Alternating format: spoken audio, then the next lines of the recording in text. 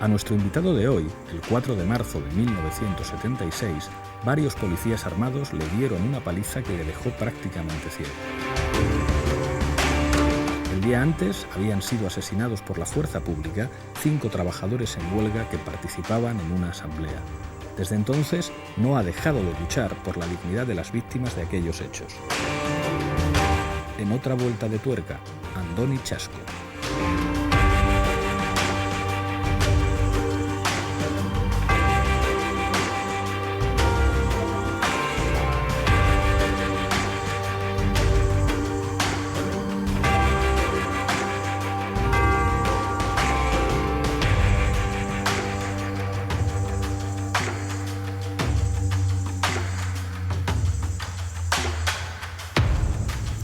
Andoni Chasco, bienvenido a otra vuelta de tuerca.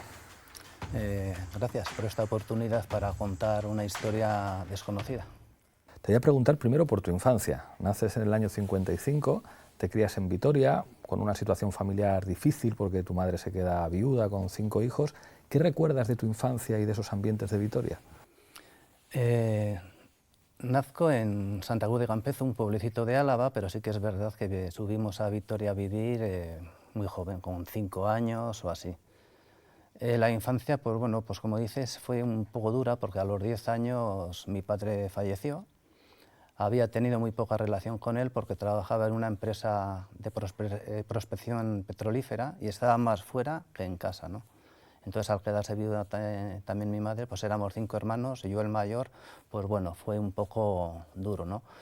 Pero de mi infancia, pues bueno, como todos los niños, con los 10 años y así, pues los juegos en la calle, vivíamos en las afueras de Vitoria, en las campas, las hogueras, las chabolas, jugar al fútbol un poco y así.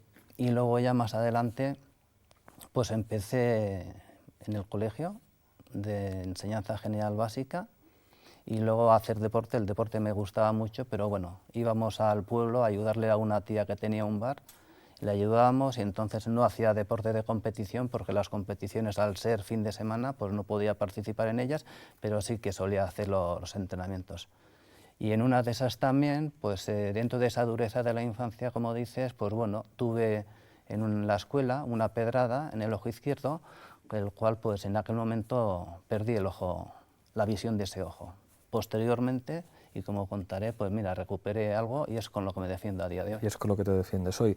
En la época de la adolescencia estudias formación profesional y empiezas a politizarte. Y hay un ambiente ya en Vitoria, digamos, de movilizaciones obreras, de acompañamiento de los estudiantes a los trabajadores que se organizan. ¿Qué recuerdas de aquellos ambientes? Hombre, pues en lo que es en la enseñanza general básica prácticamente nada, no había ni inquietudes ni nada, ¿no? Sí que cuando vamos a la formación profesional, que es la que cursé yo, maestría industrial se llamaba entonces, en Jurus Obrero sí que había un ambiente de más de inquietud, ¿no? Y unido a las reivindicaciones que en aquel momento había, tanto políticas como laborales, pues sí que te va creando esa inquietud y vas creando un sentimiento pues, que de algo hay que hacer para cambiar aquella situación, aquel régimen en el que estábamos sumidos, ¿no? Coincidió también una huelga muy importante que hubo en Michelin en 1972, en la cual los estudiantes salíamos a apoyar a los trabajadores. Y luego también allí en Euskal Herria, pues las movilizaciones por temas políticos eran un constante, ¿no? Una constante. Entonces siempre manifestación que había, protesta que querías hacer, represión, corridas con los grises y demás, ¿no? Y ahí nació un poco la inquietud. 3 de marzo de 1976, una asamblea con miles de trabajadores en una iglesia. Tú entonces trabajabas en Cegasa, que era una empresa en la que se fabricaban pilas, y estabais apoyando la huelga de los compañeros. Háblame de ese día, ¿qué pasa ese día? Previamente a ese día ya se habían convocado 2 huelgas generales que no tienen el impacto deseado, ¿no? Y el día 3 de marzo se había preparado mejor y la repercusión es total. Desde primeras horas de la mañana el paro es total, no solamente de las empresas que estaban en lucha, en huelga, sino de todas las demás empresas que solidariamente responden, ¿no? A eso se unen los estudiantes, la gente del campo, las amas de casa, el comercio.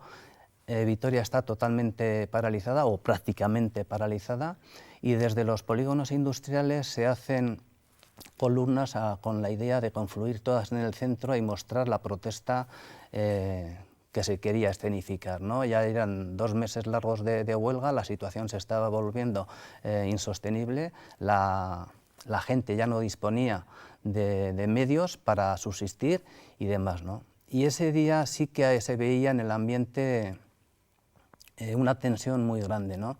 A la policía también se le veía desde la mañana con unas ganas de reprimir enorme. Ya en las columnas que se hacen hacia el centro, la policía carga en los diferentes polígonos industriales, y según te ibas acercando al centro, pues la represión es mayor, ¿no? Se dan los primeros disparos de arma de fuego real a la mañana, se dan los primeros heridos. Las iglesias que habían sido hasta ese momento respetadas ya son invadidas por las fuerzas de seguridad, instan a salir de las iglesias. A mí, por ejemplo, me tocó refugiarme en la iglesia de los Desamparados, pensando que no iban a entrar, pero la policía, con todo el armamento de guerra, vamos, de guerra, de antidisturbios y demás, entra en la iglesia y nos insta a salir, ¿no? Nosotros dijimos que no íbamos a salir, que la que nos esperaba podía ser gorda, y entonces menos mal que el párroco de la iglesia pues nos sacó por una puerta trasera y nos libramos, ¿no? Pero fue un presagio de lo que podía o iba a pasar luego a la tarde. Hay que decir que las asambleas se hacían en las iglesias porque las empresas habían cerrado y no era posible hacer las asambleas de conjuntas ni las de fábrica en las propias empresas por el cierre patronal que habían decretado, ¿no? Y eran las iglesias cuyos curas de base, los párrocos de esas iglesias, son los que permitían el acceso a las iglesias para hacer las correspondientes asambleas. Ese día, a las 5 de la tarde, estaba convocada una asamblea general para valorar la jornada de huelga y de lucha en la iglesia de San Francisco de Asís, que es donde se realizaban las asambleas de todas las empresas en huelga. La policía estaba al corriente de que se iba a celebrar esa asamblea. Lo que pasa es que premeditadamente se apostó en los alrededores, dejó que se llenaría la iglesia, y cuando estaba llena la rodeó, la sitió. Había muchísima gente también en los alrededores, tanto o más gente que dentro de la iglesia. Se calcula unas 4 o 5 mil dentro y más de entre 8 o 10 mil fuera, ¿no? Entonces, cuando la policía la sitía, rodea la iglesia, insta a salir de ella, ¿no? La gente incluso llegan a parlamentar con el párroco de la iglesia. El párroco de la iglesia les dice que no hay ninguna urgente necesidad, que estaban protegidas por el concordato, y si no hay una urgente necesidad no tenían por qué intervenir en templos, en lugares sagrados, la policía.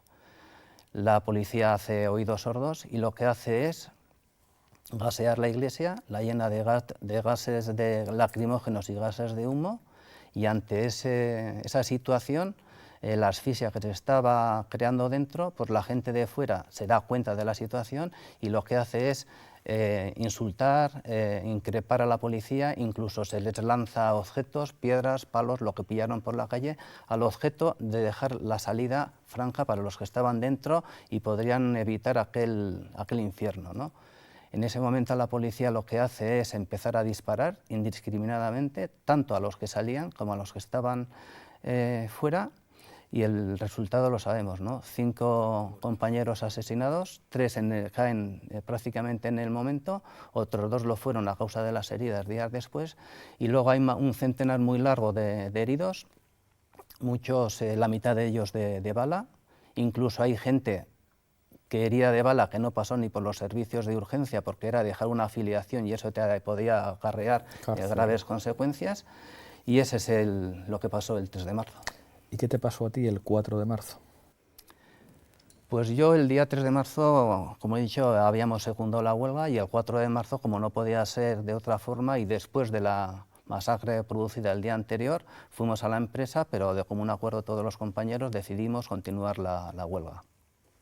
Ya por la mañana nos vimos un poco canutas para volver al domicilio porque Vitoria estaba tomada por la policía, y grupos de personas, de más de 2 o 3 personas que veían, eran disueltos y machacados, ¿no?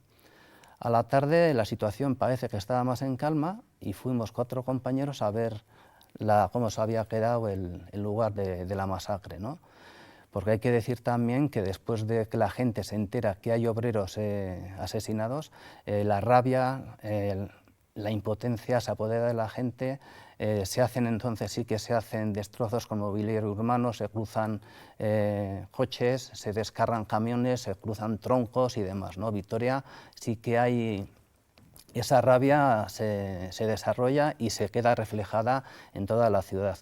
Pues estábamos viendo cómo se había quedado toda la zona de la masacre y vimos cómo se acercaba por la parte delantera un autobús con 2 jeeps de policía. Nosotros dijimos, no hay ningún tipo de incidente, está todo en calma, pues bueno, pasarán de largo y demás, ¿no? Pero vimos que se bajaban, entonces dijimos, no, no, estos tienen intención de venir a por nosotros, lo que hicimos, darnos la vuelta, empezar a correr hacia atrás, pero vimos que habían otros 3 o 4 jeeps, nos habían rodeado y nos cogieron entre 2, ¿no? Y yo, a consecuencia de lo que he dicho de la lesión en el ojo izquierdo, por la pedrada en la niñez en la escuela, pues lo que tenía miedo siempre era recibir un pelotazo, un porrazo en el ojo sano, ¿no? Entonces lo que hice fue correr y tirarme contra una pared y taparme instintivamente, me tapé la cabeza para que los golpes no me afectaran a los órganos de la cara, ¿no? Sobre todo a los ojos. La policía empezó a golpearme, no paraba de golpearme y yo en un momento ya les dije, mira, no he hecho nada, llevarme detenido, haced lo que queráis, pero me vais a dar en los ojos y ya tengo uno bastante estropeado como para que sigáis golpeándome, ¿no? Eso parece que les encendió más, me cogieron de los brazos para que no me podría cubrir y todos los golpes ya vinieron a la cara y uno entró directamente en el ojo sano. Yo no les dije cuál era, pero acertaron al ojo sano, ¿no? Me dejaron en blanco, les dije no veo nada, no veo nada, dolor es verdad que no tenía, yo creo que del golpe tan fuerte que me habían dado me habían dejado medio anestesiado y entonces ellos, no quedándose contentos con esa situación, me pusieron entre las manos, yo intuí que eran unos alambres y me dijeron tira cabrón, hijo de puta, comunista, tira, tira. Y yo intuí que estaba retirando de una barricada un poste de teléfono o un poste de la luz o algo parecido, ¿no? Cuando lo dejé donde ellos me dijeron, me dejaron allí, se marcharon y bajaron unos vecinos de un piso. Me dijeron, ¿qué te pasa? Le digo, yo no sé, no tengo dolor, pero no veo nada. No sé si tengo sangre, si son lágrimas. Yo notaba una humedad, pero no sabía si era sangre, si era humedad de las lágrimas o qué. Dice, no se te ve nada, pero vamos, me subieron a casa, me pusieron hielo o agua fría, no sé lo que era, pero no recuperaba. Y como pudieron, en un coche me llevaron al hospital, como pudieron también, porque la calle estaba totalmente de barricadas y así, y allí empezó un poco el peregrinar por distintos centros hospitalarios, ¿no? En Vitoria estuve un mes ingresado, luego estuve en Madrid, estuve aquí en Madrid, fui luego a Barcelona, estuve con Barraquer, decían que hacía milagros, pero en mi caso me dijeron que era algo irreversible y luego ya empezaron una serie de operaciones, cataratas traumáticas que se me habían formado, glaucomas y demás, ¿no? Al final, pues bueno, el ojo iba degenerando, estaba destrozado interiormente y al final lo que optaron fue por la evisceración ya en Vitoria, porque lo poco que estaba recuperando del ojo izquierdo, la naturaleza sabia y los pocos resquicios que tenía sanos, me estaba acostumbrando a ver bultos, claridad y demás, ¿no? Entonces, lo poco que veía me perjudicaba la fotofobia que se me había creado a causa de las lesiones en el derecho y dijeron, lo mejor es extirpar el ojo, me pusieron una prótesis interna para mejor movilidad del ojo, una prótesis estética externa y aun y todo, al cabo de los años tuve una infección, me expulsó la bola interior y bueno, a día de hoy pues bueno, ando con la prótesis estética. La visión residual se me ha quedado un 2% difícil, yo miro de frente a la gente, a ti no te veo, tengo que hacer unos barridos para hacerme idea de lo que estoy viendo. Incluso me cuesta mucho, al no ser que sea una persona muy reconocible, de mucha cercanía, pues la veo ahora y a los 2 minutos no sé, ya no la veo, ¿no? Es un 2% calculo difícil. Nadie ha pagado jamás por lo que te hicieron. No, ni han reconocido la masacre, ni han sido juzgados los responsables. Es más, todas las intentonas que hemos hecho para que se juzgue aquella masacre han sido en vano. Incluso la justicia yo creo que se ha burlado de nosotros, ¿no? En un primer momento se abren unos sumarios derivados de los informes médicos que están obligados a trasladar a los juzgados cuando hay lesiones por arma de fuego o agresiones y demás, y esos informes en el juzgado de Vitoria derivó en unas diligencias previas que acabaron en 2 sumarios. Uno recogía los 3 primeros asesinados y el otro recogía a 68 personas, de las que habíamos sido ingresadas, estaban incluidas los otros 2 que morirían días más tarde, ¿no? Pues esos sumarios fueron de juzgado en juzgado, pasó incluso por el Tribunal de Orden Público. Al final el Tribunal Supremo dictaminó que debía ser juzgado por la jurisdicción militar, porque habían sido fuerzas de seguridad del Estado las implicadas, y aquellos sumarios fueron sobreseídos, aun reconociendo, como se reconocía en el sobreseimiento, que había habido delitos por homicidio, decían que no había indicios para acusar a persona o personas determinadas de los disparos. Había cientos, miles de testigos, estaban las propias grabaciones de la policía en la cual reconocieron que habían tirado más de 2000 tiros, que habían contribuido a la mayor paliza de la historia, que allí se había producido una masacre, pero una verdadera masacre, y eso no es suficiente para determinar quiénes fueron los autores de los disparos, ¿no? Decían que eran desconocidos. Aunque están 4 coches en medio, les tengo que quitar, no obstante, pero de todos modos, si nos marchamos de aquí, se van a escapar de la iglesia, ¿cambio? Procedan a desalojar la iglesia, cambio. De acuerdo, si lo desalojan por la pena, si no, a palo limpio, cambio. Está repleta de tiros, entonces, por las afueras tenemos rodeados de personal. Vamos a recuperar las armas. Sacarlos como sea, cambio.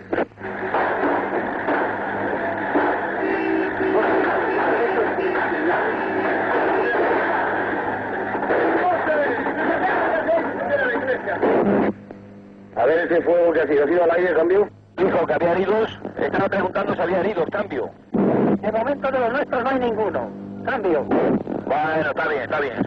Estas salinas que hemos contribuido a la paliza más grande de la historia, cambio. Yo si le mando botes y le mando pelotas, se lo mando sin cartuchos, cambio. No, eso es como si le enviaras una flauta y no se había tocado, ¿sabes? Por cierto, aquí ha habido una masacre, cambio. Oye, pero de verdad una masacre, ¿eh? Para nosotros fue la primera gran burla de la justicia española, y luego todos los intentos posteriores que ha sido por reabrir el caso, una querella criminal que metimos en el 2001. Antes también era muy difícil juntar a la gente, incluso se hicieron también actuaciones de reclamaciones al Estado como responsable subsidiario, pero tampoco fueron aceptadas. Entonces, por la querella que se presentó en el 2001, ya con el nuevo Código Penal, aplicaron la prescripción y nos decían que en todo caso la competencia correspondía en la jurisdicción militar, que ya no estaba ejerciendo. O sea que fueron todo pegas, todo excusas para no enjuiciar el caso, ¿no? Y a día de hoy pues estamos en esa, ¿no? Nosotros no nos resignamos a que los responsables no paguen por lo que sucedió en Gasteiz. Y hay otras vías abiertas. Acudimos a Argentina cuando se abrió en el 2010. Nos hemos personado en la querella argentina, y a nivel político pues hemos hecho otras actuaciones más en el Parlamento Europeo y demás. Tenemos presentada una queja ante la Comisión de Peticiones, que el PP está empeñado en que se desactive, que no se admita, pero de momento parece que sigue el recorrido. Habéis hecho cosas también con los ayuntamientos. A la vista de las dificultades para que el gobierno español, digamos, os ayude con la lucha, además formasteis una asociación, la Asociación 3 de Marzo, ¿cuál es el trabajo que estáis desarrollando con los ayuntamientos? Hombre, la asociación nace en 1999, ya veníamos trabajando a nivel individual como un colectivo, y nace precisamente de una ponencia que se crea en el Parlamento Vasco, una ponencia de víctimas de la violencia, de todo tipo de violencia. Nosotros considerábamos que las víctimas del terrorismo de Estado, de la violencia de Estado, también tenían que ser oídas en esa ponencia, y a esa ponencia acudimos y nos recomendaron. Entonces había salido la ley de solidaridad con las víctimas del terrorismo, y nos recomendaron que en el espíritu de esa ley estaba estipulado que toda la represión y causas que habían se habían dado durante la transición y durante el franquismo iban a ser considerados en esa ley, ¿no? Pues de manera ingenua fuimos y la sorpresa fue monumental, ¿no? Porque nos dijeron que cómo íbamos a ser considerados víctimas del terrorismo cuando nosotros habíamos sido los terroristas, ¿no? Nosotros atacamos a la policía, nosotros subvertimos el orden establecido, por cierto, un orden franquista, el cual nos estaban diciendo en el año 2000 que habíamos vulnerado aquel orden, ¿no? Pues eso también no lo podíamos permitir y la asociación se empeñó primero en buscar la verdad de los hechos, porque los hechos no se correspondían con la realidad, la versión oficial no se correspondía con la realidad, e intentamos buscar justicia, cosa que se nos negaba, y intentamos también buscar el reconocimiento y la reparación que se merecían las personas asesinadas, las personas afectadas por aquella masacre, y creíamos que era el mejor homenaje que se les podía hacer, ¿no? Luchar por aquellos valores por los que estaban luchando en aquel momento y que tanto coste tuvo, ¿no? Entonces, todas esas actuaciones nos marcamos y hemos ido desarrollándolas, ¿no? En el tema de la búsqueda de la verdad hemos impulsado publicaciones rigurosas, hemos ido a la Universidad del País Vasco para que haga un dictamen que se ajustaría a la realidad. El Instituto Valentín de Foronda hizo un dictamen riguroso, admite los hechos tal como fueron. El único descontento que se nos quedó fue la premeditación y la intencionalidad que ocurrió en aquella masacre. Eso nos dijeron que no era labor de un historiador, sino que era labor más de los juzgados, ¿no? Por eso ese empeño en que sean juzgados los hechos en tribunales de justicia. Y ante esa imposibilidad de que sean juzgados en España, pues fuimos a Argentina. Y luego también, ante la nula colaboración del gobierno español con la jueza Servini, que por más interés que está poniendo, le están poniendo todas las trabas desde el gobierno español, pues intentamos también abrir actuaciones judiciales en el Estado español. Y en ese sentido sí que se han implicado instituciones alavesas y instituciones en alavesas con el tema del 3 de marzo, pero con otras casuísticas se han implicado también otros ayuntamientos, ¿no? Lo triste del caso es que todas las iniciativas, las querellas presentadas en los juzgados de Gasteiz no fueron admitidas a trámite. Bueno, en un principio admitida a trámite y a renglón seguido sobreseídas. La Audiencia Provincial ratificó y el recurso al Tribunal Constitucional nos dijo que no tenía la suficiente relevancia como para entrar en el caso, ¿no? Se lo ventiló sin entrar en el fondo de la cuestión, cuando consideramos que sí que tiene una relevancia importante, porque España está incumpliendo la legislación internacional en materia de derechos humanos. Los delitos de lesa humanidad ni prescriben ni pueden ser amnistiados, y España está haciendo caso omiso a esa legislación internacional, ¿no? Han sido numerosas veces en las que se le ha instado al Estado español a acoger y a tratar a las víctimas de vulneraciones de derechos humanos conforme a la legislación internacional. Los relatores de la ONU así se lo han pedido, pero el Estado español no está haciendo caso, y nos vemos en esa tesitura, ¿no? Parece también ahora en este momento difícil ir al Tribunal de Estrasburgo, porque en la querella presentada por las instituciones no nos personamos a nivel colectivo ni individual, y entonces una institución pública no puede ir a un tribunal contra el Estado al que pertenecen. Entonces tendremos que empezar otra vez nueva en los tribunales, hacer el recorrido, y una vez agotado el recorrido en la justicia española, intentaremos ir otra vez a Estrasburgo.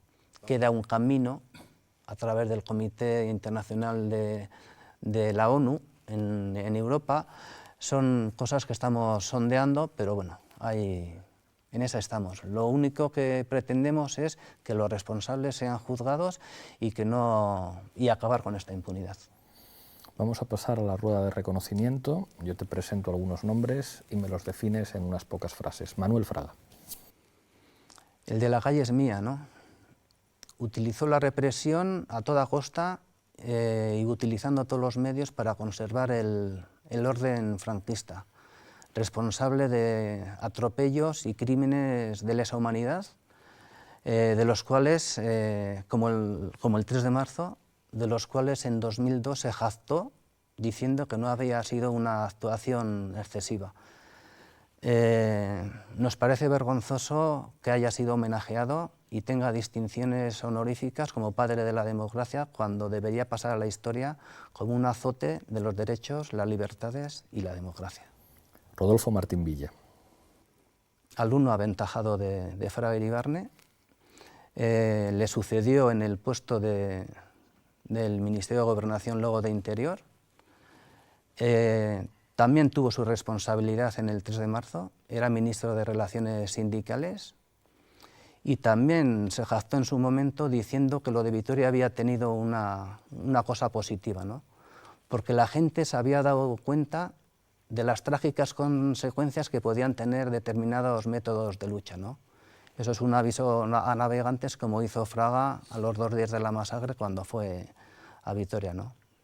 Bien denominado la porra de la transición, y hace un año, en un encuentro con los hermanos de 2 de los asesinados en Gasteiz, a las puertas del Congreso, precisamente para recoger un homenaje, tuvo la cara de decir que él se encontraba tranquilo, que no tenía ningún remordimiento y que en aquel momento se actuó de la manera que se había que actuar. Es vergonzoso que los victimarios estén reconocidos y homenajeados y las víctimas sin ningún tipo de reconocimiento. Perico Solabarría. Perico Solabarría podemos decir que es el Pepe Mújica de Euskal Herria, ¿no? Un hombre implicado en las luchas obreras, un hombre implicado por la lucha de la justicia y derechos sociales. Él solía decir, allí donde hay una lucha hay una trinchera y en esa trinchera estoy yo. La humildad y la sobriedad con la que vivió nos parece algo de admirar. Amaya, tu compañera. Pues una mujer que cambió mi vida. Tenía una valentía, una decisión tremenda. A pesar de su ceguera, no había barreras para ella. Era lanzada, me animaba a hacer cosas imposibles. Quiso ser madre, cosa que yo veía muy difícil por mi situación, nuestra situación de los dos. Hemos tenido 2 hijos maravillosos y los hemos criado con normalidad. Eskerrik asko, Amaya, por todo lo que me has ayudado. Nos queda solamente el cuestionario. Un referente político para ti. Referente de político, lo he mencionado, puede ser Pepe Mújica. Puede ser Pepe Mújica por su sobriedad, su humildad, su coherencia política, su manera de vivir. A todas las luces, creo que puede ser un referente mundial. Antes he dicho Perico Solabarría a nivel de Euskal Herria, un referente mundial puede ser Pepe Mújica. Un género literario. La memoria histórica. A mí me es muy difícil, por la dificultad de visión que tengo, leer, pero me parece de vital importancia conocer la historia, conocer hechos que se han tergiversado y con una fuente fidedigna, rigurosa, y extrayendo lo que hay que extraer de cada lectura, conocer la historia, porque el relato hoy día es fundamental para actuar en consecuencia.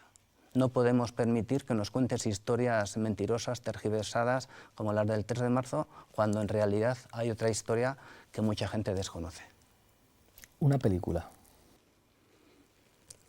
Pues te podía decir La revuelta permanente, pero te voy a decir otra que me impactó en su momento. Y precisamente la vi poco antes de los hechos del 3 de marzo. Era Aztar de Marusia, que es una lucha de unos mineros en Chile, que es reprimida brutalmente. Ahí vemos también la complicidad del empresariado con el Estado. Cómo vemos también la implicación tan importante en aquella lucha que tuvieron las mujeres, al igual que en el 3 de marzo, y vemos cómo es la masacre final que se produce en aquella lucha, ¿no? Muchas analogías con las del 3 de marzo, y a mí y a mucha gente de mi generación nos impactó en aquel momento. Y por último, una canción. Ahí sí que voy a decir Campanadas Amor. Me gustan los cantautores, me gustan las canciones con mensaje. Esta canción es un requiem maravilloso, transmite emoción, transmite rabia, es un grito que clama por la justicia y contra la impunidad. Y Lluís Llach la canta de una manera soberbia, pero sobre todo no pude verlo en directo en el concierto que dieron en Gasteiz en 2006, pero he visto las imágenes y esa rabia que transmite cuando la está cantando, se le hincha la vena y ese grito de asesinos es emocionante. Terminaremos esta entrevista con esa canción. Solo darte las gracias por venir aquí, pedirte que cojas la taza de la tuerca y que brindes por lo que quieras. Pues vamos a brindar contra la impunidad, por una justicia con mayúsculas y para que todas las vulneraciones de derechos humanos sean reconocidas y tratadas por igual. Eskerrik asko, Andoni. Eskerrik asko zuei.